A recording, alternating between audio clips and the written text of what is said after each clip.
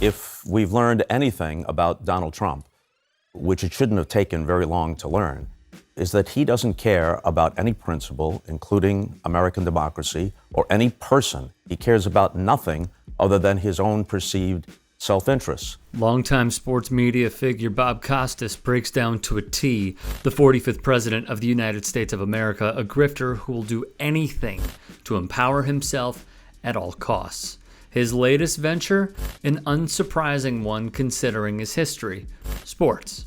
Specifically the one where the former president claims exercise, though, and this is true, he does not walk the golf course. He was upset because the PGA pulled out following January 6th of last year. Following those events, they pulled the PGA tournament from the Bedminster course.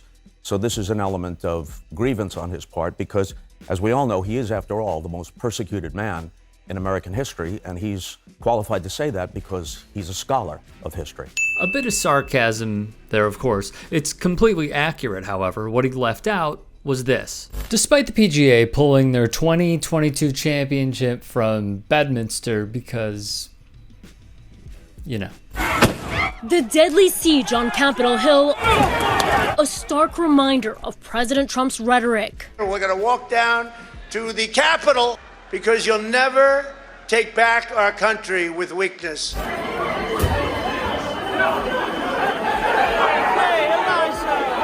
So when that occurred, Trump lost a ton of money until. He's cheating the very essence of the game.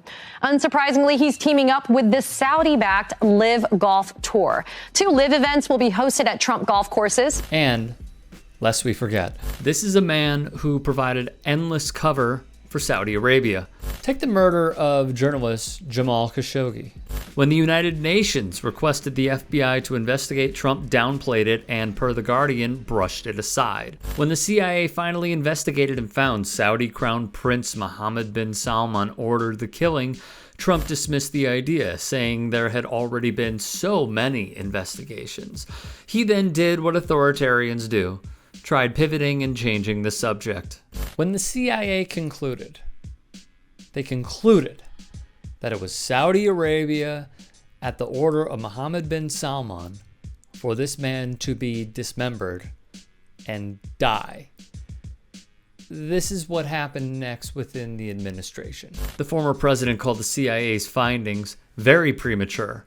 Why would a man continue defending this? What does he have to gain? Turns out, quite a lot. In 2018, Saudi Arabia booked 500 nights at Trump hotels, investing their wealth heavily in his properties. What those who traveled did not know was the following. Veterans were brought to lobby Congress against a recently passed law allowing victims of the 9/11 terrorist attacks to sue other governments.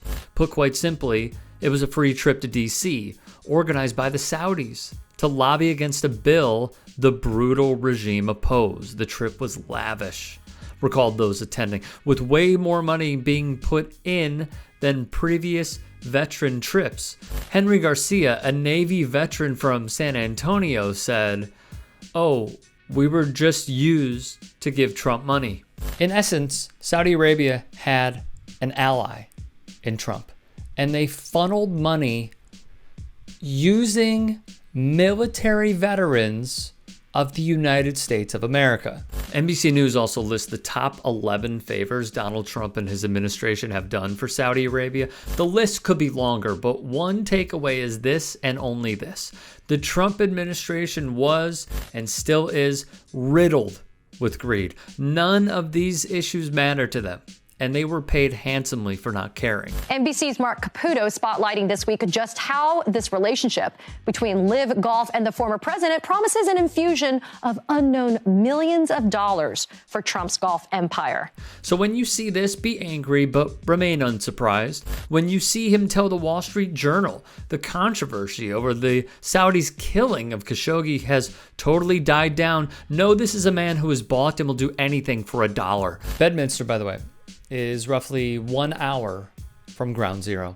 More than 100 of those affected by the deadly attacks will head to Trump National Golf Club Bedminster to protest the LIV Golf event. The tour is funded by Saudi Arabia's Sovereign Wealth Fund and has bought professional golfers to cleanse the country's image and put its atrocious human rights record on the back burner. Brett Eagleson, a founder of 9/11 Justice, a new group of hundreds of family members of victims and survivors of the attack, told the Post that the former president's comments are disgraceful and egregious.